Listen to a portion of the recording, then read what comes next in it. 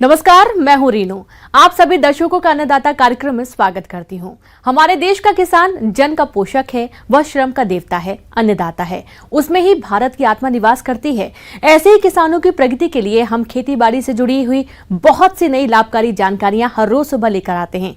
तो चलिए कार्यक्रम शुरू करने से पहले देखते हैं आज क्या है अन्नदाता में।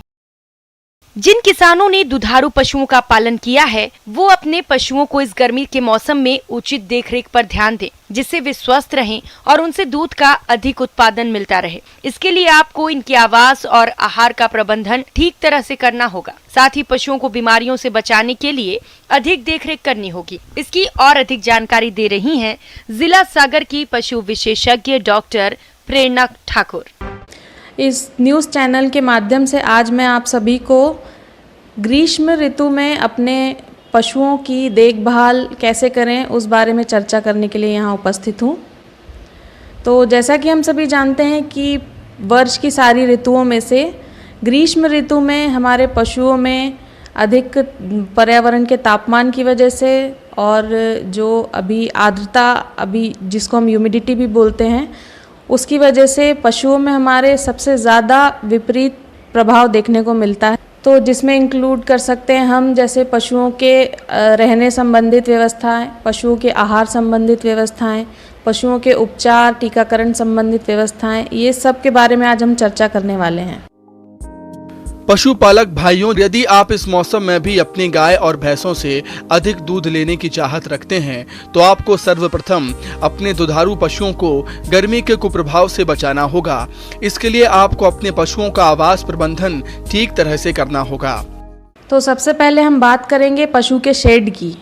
तो इसमें आप सबसे पहले ध्यान रखिए कि पशु का जो शेड है उसकी दिशा होनी चाहिए पूर्व से पश्चिम, जिससे ये फ़ायदा होगा कि जो सूरज की किरणें हैं वो डायरेक्ट पशु के शेड में नहीं पड़ेंगी, जिसकी वजह से वहाँ पे गर्मी थोड़ी कम रहेगी। नेक्स्ट चीज़ ये है कि जो आपका पशु का बाड़ा है उसकी जो अगर आपका बाड़ा पक्का है उसमें छत है तो छत के ऊपर आप उसमें सूखा जो भूसा वगैरह होता है वो भी बिछा सकते हैं। उस वजह से भी पशु के बाड़े में थोड़ी ठंडक रहेगी। दूसरी बात, कई जो कमर्शियल डेयरी फार्म्स हैं वहाँ पे लोग अपने छत में पशुओं के लिए स्प्रिंकलर्स का भी यूज़ करते हैं। तो स्प्रिंकलर्स से क्या होता है, हल्के हल्के पानी की बौछार जो है वो पशु पे पड़ती रहती है, जिस वजह से उनकी शरीर का तापमान थोड़ा कम रहता है, उनको थोड़ा सा कंफर्ट महसूस होता है। फिर एक चीज़ है कि जो जैसे खिड़कियाँ, दरवाजे या फिर जो खुला पोर्शन है वहाँ पे आप ये जो गेहूँ के या टाट के जो बोरे होते हैं इनको आप पर्दे के रूप में उन खिड़कियों पे लगाएं और समय समय पर इनको थोड़ा गीला रख के इनको थोड़ा नम बनाए रखें, जिसकी वजह से जो हवा है वो शेड में थोड़ी ठंडी आए, जिसकी वजह से थोड़ा तापमान कम भी हो सकता है। अगर हो सके तो आप अपने बाड़े में या जो आपका भी जो शेड है वहाँ पे आप पंखा लगा सकते हैं, जिसकी वजह से पशु को थोड़ा कंफर्ट रहे। कई कमर्शियल डेयरी फार्म्स में कूलर्स भी लगे होते हैं। इनकी वजह से पशुओं में जो हीट स्ट्रेस है उसको थोड़ा कम किया जा सकता है। अगर आपके पास पानी की मात्रा उपलब्ध ज़्यादा अच्छे तरीके से पानी उपलब्ध है तो आप अपने पशुओं को सुबह शाम या फिर दिन में एक बार नहला भी सकते हैं, जिससे कि और उनका शरीर का तापमान कम रहेगा तो उनमें थोड़े ही हीट स्ट्रेस के साइंस कम देखने को मिलेंगे। अब रही बात शेड की साफ़ सफाई की, तो आप शेड को अच्छे से बिल्कुल एकदम साफ़ सफाई बहुत मेंटेन रखिए, जिस वजह से बीमारियों का या फिर ये सब का प्रभाव कम किया जा सकता है। तो आप कोशिश कीजिए कि जो भी गोबर या वो होता है उसको साफ़ करके शेड को सुबह शाम अच्छे से धो के एकदम साफ़ रखें। आप चाहें तो उसमें फ़िनाइल का भी उपयोग किया जा सकता है और कोई बाज़ार में डिसइंफेक्टेंट्स भी उपलब्ध हैं, उनका भी उपयोग किया जा सकता है। अगली चीज़ है जिससे हम गर्मियों में हीट स्ट्रेस जानवरों में कम कर सकते हैं, वो है आहार प्रबंधन। पशुपालक भाइयों, दुधारू पशुओं से लगातार अधिक दुग्ध उत्पादन मिलता रहे, इसके लिए गर्मी के मौसम में अपने पशुओं को 15 से 20 किलोग्राम हरा चारा और 8 से 10 किलोग्राम सूखा चारा खिलाएं और इसके अतिरिक्त दुधारू पशुओं को अलग से पोषक तत्वों को मिलाकर खिलाएं। चाहे इसे खनिज मिश्रण के रूप में खिला सकते हैं। आहार प्रबंधन के लिए चूँकि हम सब जानते हैं कि गर्मियों में पशुओं की खाने की क्षमता थोड़ी कम हो जाती है, वो खाना थोड़ा कम खाते हैं, तो हमें कोशिश करनी चाहिए कि जो भी हम उनको आहार दे रहे हैं वो कम मात्रा में भी ज़्यादा ऊर्जा प्रदान करे पशु को, क्योंकि पशु को अपने शरीर के लिए और अपने उत्पादन की क्षमता बनाए रखने के लिए ऊर्जा तो उतनी ही चाहिए, लेकिन वो जब खाना कम खा रहे हैं तो हम कोशिश करेंगे कि जो भी उनको थोड़ी मात्रा में दे रहे हैं उनमें बहुत अच्छी क्वालिटी का फूड दें, जिससे उनको ऊर्जा ज़्यादा अच्छी मिले। चारे में आप पशु को हरा चारा भी दे सकते हैं, सूखा चारा भी दे सकते हैं। चूँकि गर्मियां हैं तो हरा चारा थोड़ा कम उपलब्ध रहता है, तो आप कोशिश करें कि आप सूखे चारे का भंडार अपने यहाँ थोड़ा सा स्टॉक करके और सूखा चारा आप अपने पशु को दें। और कंसंट्रेट के लिए आप खली में आप अपने तिलहन भी ऐड कर सकते हैं। खली में आप सरसों की खली दे सकते हैं, मूंगफली की दे सकते हैं, और मोस्टली बाज़ार में भी उपलब्ध हैं कंसंट्रेट जो मिक्स्ड एकदम हर चीज़ की क्वांटिटी उसमें एक्यूरेट रहती है। तो बाज़ार में जो कंसंट्रेट मिक्सचर उपलब्ध है आप वो भी अपने पशुओं को खाने में दे सकते हैं। आप अपने पशुओं के खाने में एक्स्ट्रा जो है वो विटामिन्स और मिनरल मिक्सचर भी ऐड कर सकते हैं, जिनसे उनकी जो रिक्वायरमेंट है वो पूरी होगी, तो आप उनका उत्पादन और दूध की क्वालिटी ये सब बनी रहेगी। या जो पशुपालक भाई आटा या दाना खिलाते हैं उसमें वो अलग अलग तरह के अनाजों को मिलाकर खिला सकते हैं।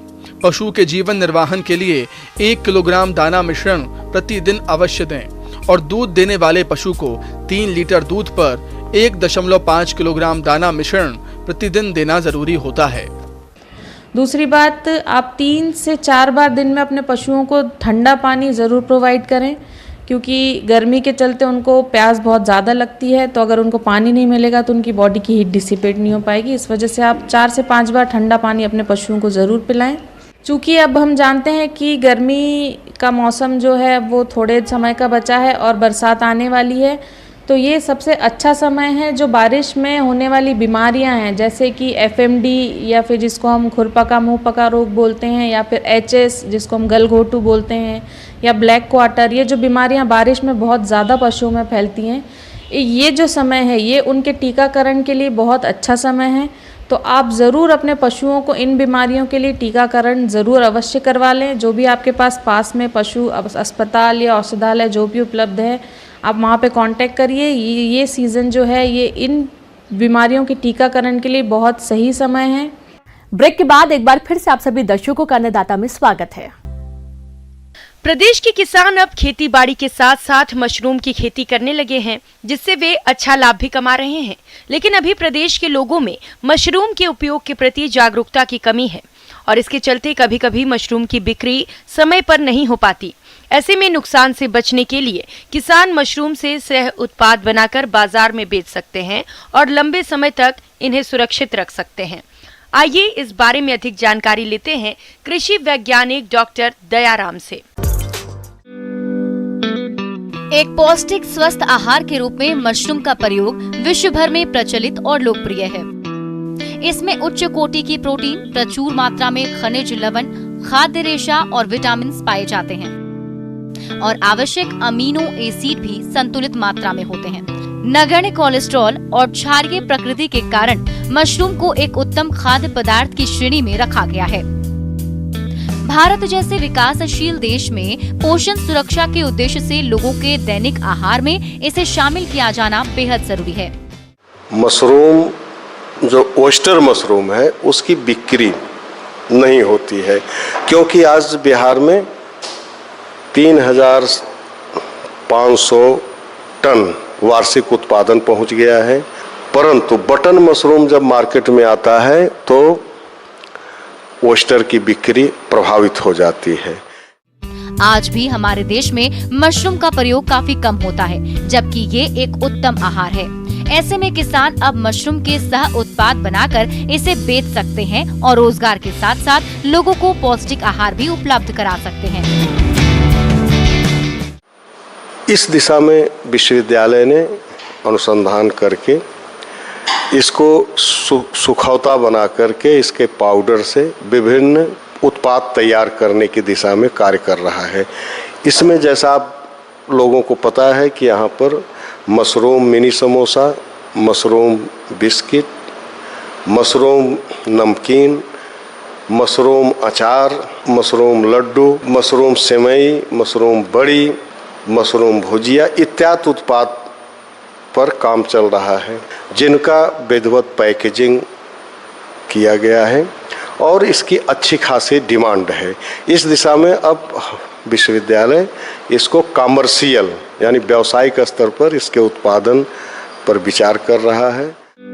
मशरूम को सुरक्षित रखने और इसके उत्पाद बनाने के कई तरीके हैं, जैसे सुखाकर संरक्षित करना। मशरूम में अधिक नमी होने के कारण सूक्ष्म जीव और रासायनिक प्रक्रियाओं में वृद्धि हो जाती है। मशरूम को सुखाकर इन प्रक्रियाओं को कम किया जा सकता है। इसे धूप में सुखाना किसानों की सरल और सस्ती तकनीकी है। सुखाने से पहले मशरूम को उपचारित किया जाता है। इस प्रक्रिया को ब्लांचिंग कहते हैं। इसमें मशरूम को गर्म या उबले पानी में या फिर रसायन में फिर कुछ मिनटों के लिए रखा जाता है। इस प्रक्रिया से मशरूम साफ हो जाता है और सतह पर मौजूद सूक्ष्म जीवों को कम कर देता है। रसायनों के द्वारा संरक्षण। मशरूम को संरक्षित करने के लिए अनेक प्रकार के रसायनों का प्रयोग किया जाता है। इन रसायनों को बहुत कम मात्रा में उपयोग किया जाता है। खाद्य पदार्थों का स्वाद, दिखावटी बनावट और गुणवत्ता को बढ़ाते हैं और लंबे समय तक खाद्य पदार्थों को सुरक्षित रखते हैं। नमक, चीनी, एसिड, एसिटिक अम्ल, सिरका और मसाला से मिले हुए तेल भी खाद्य पदार्थों को सुरक्षित रखने के लिए काम में लिए जाते हैं। और आइए अब आपको मिलवाते हैं एक ऐसे परिवार से जो मशरूम के उत्पाद बनाकर अच्छी आमदनी कमा रहे हैं। कोरोना काल में कर्मा भगवान गांव निवासी अशोक की नौकरी जब चली गई, तब उन्होंने मशरूम की खेती को अपने रोजगार का जरिया बनाया और सिर्फ मशरूम ही नहीं बल्कि मशरूम का बाई प्रोडक्ट बनाना भी शुरू कर दिया। तो मैं प्रोडक्ट क्षेत्र में आया। इसमें मैं बिस्किट बनाया, जैम बनाया, प्रोटीन पाउडर बनाया, अचार बनाया। इस तरह से 5-6 प्रोडक्ट मैं बनाया। बनाने के बाद मार्केट में दिया और अधिकतर जिनके पास कम पूंजी है तो छोटा छोटा साइज़ का भी प्रोडक्ट बनाया। 10 रुपया का बिस्किट भी मैं मार्केट में दिया जो आज डिमांड हो रहा है। और इस तरह कुछ फार्म भी मेरा बड़ा हो चुका है, तो मैं सारा सामान मेरा रॉ मटेरियल जो है घर का ही होता है। शुरुआती दौर में मशरूम से बने बिस्किट, जैम तथा प्रोटीन पाउडर की मार्केटिंग में थोड़ी परेशानी तो जरूर आई, मगर उनकी मेहनत और लगन से कुछ दिनों बाद स्थितियां बदल गईं और अब तो उनके मशरूम उत्पादों की डिमांड इतनी बढ़ गई है कि उसे पूरा कर पाना ही मुश्किल हो रहा है। हालांकि इस काम में उनका पूरा परिवार हाथ बटाता है। इसके अलावा 4 अन्य लोगों को भी उन्होंने रोजगार दे रखा है। फिर भी अशोक बाजार की मांग पूरी नहीं कर पाते हैं। उनकी पत्नी और बच्चे बताते हैं कि मशरूम की इस खेती ने तो उनकी पूरी जिंदगी बदल दी।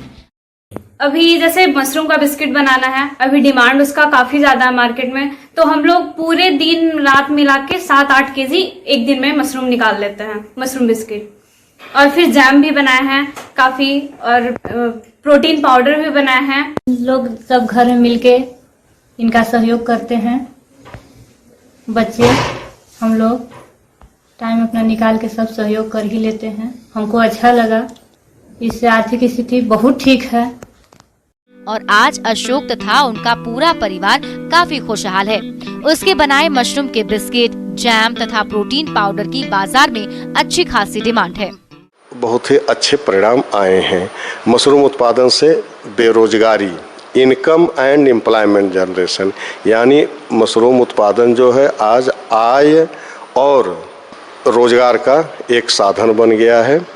जैसा कि आप देख रहे हैं कि यहाँ पर जो इसके प्रोडक्ट बनाए जा रहे हैं, तो इसमें 5 लोगों को एम्प्लॉयमेंट मिला हुआ है। आगे और भी है खेती बाड़ी से जुड़ी बहुत सी रोचक जानकारियां। यहाँ रुकेंगे एक और छोटे से ब्रेक के लिए। ब्रेक के बाद एक बार फिर से आप सभी दर्शकों का अन्नदाता कार्यक्रम में स्वागत है। मौसम विभाग की रिपोर्ट पर साप्ताहिक कृषि सलाह इस प्रकार है। ग्रामीण कृषि मौसम सेवा भारत मौसम विज्ञान विभाग जवाहरलाल नेहरू कृषि विश्वविद्यालय जबलपुर तथा IMD भोपाल द्वारा जारी मध्यम अवधि मौसम पूर्वानुमान के अनुसार किसान भाइयों को सलाह दी जाती है कि पारंपरिक फसलों को काटकर सुरक्षित स्थान पर रखें। किसान भाइयों, सबसे पहले मैं आपको बता दूं कि शहडोल और आसपास के जो जिले हैं, जैसे अनूपपुर हो गया, उमरिया हो गया, डिंडौरी हो गया, तो वहाँ वर्तमान का तापमान अभी अगर आने वाले 5 दिनों की बात की जाए तो 42 से 43 डिग्री जो है अधिकतम तापमान रहने की संभावना है। अगर हम मिनिमम तापमान की बात करें तो 25 से 26 डिग्री सेल्सियस ये तापमान जो है रहने की उम्मीद है। और साथ ही साथ हम अगर वायु की गति की बात करें तो ये जो है 14 से 18 किलोमीटर प्रति घंटे चलने की संभावना है। और ये जो हवा है ये उत्तर पश्चिम दिशा में चलने की संभावना है। इसके अलावा हम बारिश की बात करें तो जो आने वाले 5 दिन हैं उसमें बारिश की संभावना बहुत ही कम है, बल्कि बोला जाए तो ना के बराबर है। खरीफ सीजन जिसको मानसून सीजन हम कहते हैं तो वो आ चुका है। केरल में जो है मानसून 2 से 3 दिन पहले प्रवेश कर चुका है। तो इसको ध्यान में रखते हुए सभी किसान भाइयों को मैं ये सलाह देना चाहूँगा कि जो भी आपको खाद हो गया, बीज हो गया और जो भी कृषि आदान जितने भी प्रकार के आपको लगते हैं तो वो आप समय से जो है आप अपने पास लाकर एकत्र कर लें और कहीं से भी किसी भी संस्था से ना लें। आप सरकारी गोदामों में अगर पहुंच चुका है सामान तो आप वहां से ही खरीदी करें। अगर किसी प्राइवेट दुकान से ले रहे हैं तो आप उनसे पक्का बिल जो है बोलिए कि हमको पक्का बिल दीजिए करके, और अच्छी कंपनी के बीज और उर्वरक खरीदें। खेती का जो वर्तमान समय है उसमें आप जो है जल संरक्षण के लिए जो है आप अपने खेतों की मरम्मत करें, बांधों की मरम्मत करें जिससे जल संग्रहण हो सके खेतों में। खरीफ मौसम में जो सबसे मेन क्रॉप है शहडोल ज़िले की या आसपास ज़िले की अगर बात की जाए तो धान जो है इस यहाँ की मुख्य फसल है। तो इसके लिए जो है JR 81 हो गया, MTU 1010 हो गया और आपका JR 206 हो गया, इस टाइप की जो वैरायटी है जो हमारे ज़िले के लिए या आसपास ज़िलों के लिए सूटेबल है, आप उन किस्मों का प्रयोग करें और इसकी नर्सरी जो है डालें। खरीफ फसलों की बोनी जो है आप 15 जून के आसपास स्टार्ट कर सकते हैं।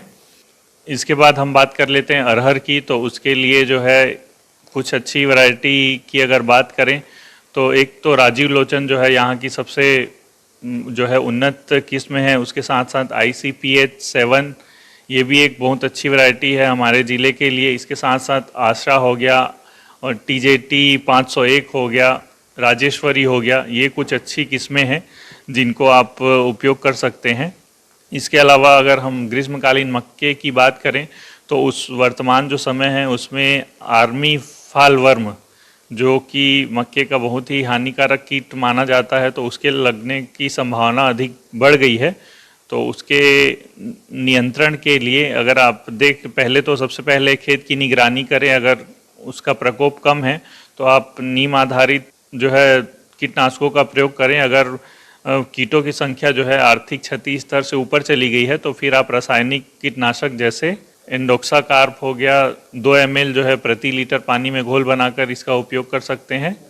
अगर पशुपालन की बात की जाए तो अभी का वर्तमान समय जो है फिर से टेम्परेचर जो है 42-43 डिग्री हो गया है तो उनको जो है धूप गर्मी से बचाएं। और जो पोल्ट्री फार्म है उसमें आप जो है जूट के बोरे गीले करके आप उसमें खिड़की और दरवाजे में लगा दें जिससे कि अंदर का तापमान जो है सामान्य बना रहे और उनको लगातार दिन में 2 से 3 बार 4 बार जो है लगातार ठंडा पानी, ताज़ा पानी जो है पिलाते रहें। रात में दाना ज़्यादा खाते हैं तो पर्याप्त मात्रा में उन्हें दाना दें और लाइट की व्यवस्था करें। मवेशियों की बात करें तो अभी वर्तमान समय में जो है खुरपका मुंहपका बीमारी के प्रकोप की संभावना जो है अधिक रहती है। तो उसके नियंत्रण के लिए आप उसका टीकाकरण अवश्य कराएं। इसके साथ साथ गलघोटू रोग के लिए भी टीकाकरण अवश्य कराएं। बकरियों में अगर हम बात करें तो उसमें PPR का टीका जो है लगवाना सुनिश्चित करें। मेरे द्वारा ग्रामीण कृषि मौसम सेवा परियोजना अंतर्गत जो एडवाइजरी जारी होती है उसकी कुछ बातें हमने आपको बताई है तो उसको आप अगर ध्यान में रखेंगे तो खेती और पशुपालन में अधिक लाभ उठा सकते हैं। धन्यवाद।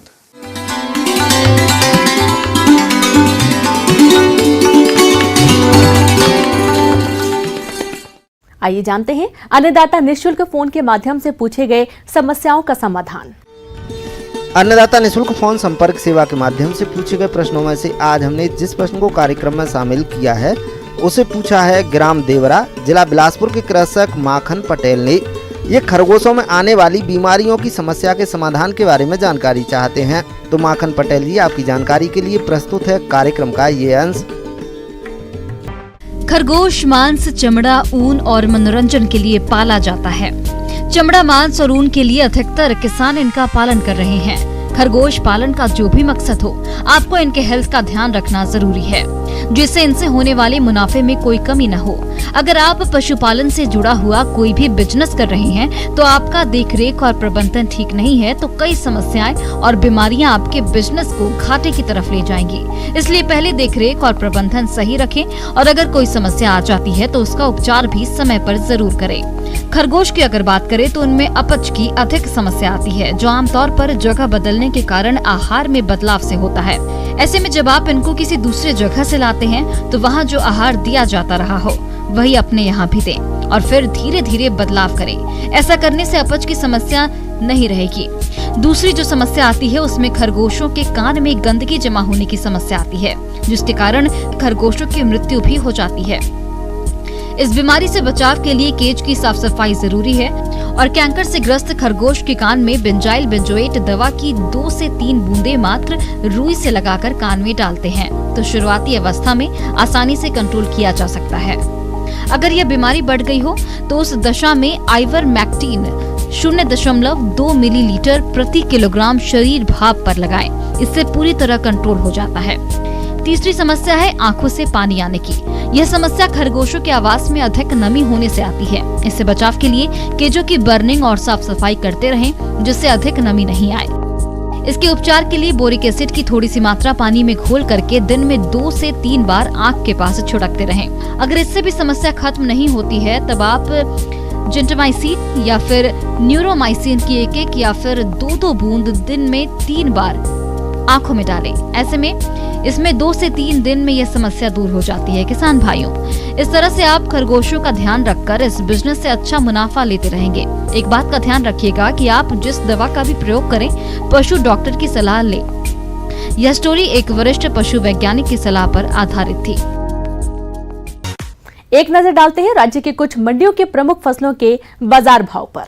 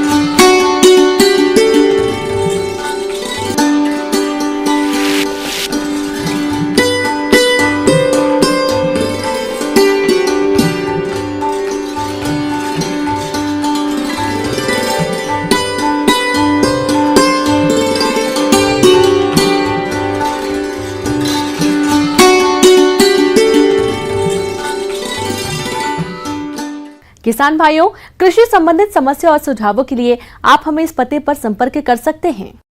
प्रोड्यूसर अन्नदाता news 18 Madhya Pradesh Chhattisgarh, Ramoji film city Hyderabad 501512। साथ ही आप हमें ईमेल भी कर सकते हैं। हमारा ईमेल है p18annadatamp@nw18.com। इसके अतिरिक्त आप हमें निःशुल्क हेल्पलाइन नंबर 1800889216 पर सोमवार से शनिवार सुबह 10 बजे से शाम 4 बजे के बीच संपर्क कर सकते हैं। अब समय हो रहा है आपसे विदा लेने का। कल फिर मुलाकात होगी कृषि से जुड़ी महत्वपूर्ण जानकारियों के साथ। नमस्कार।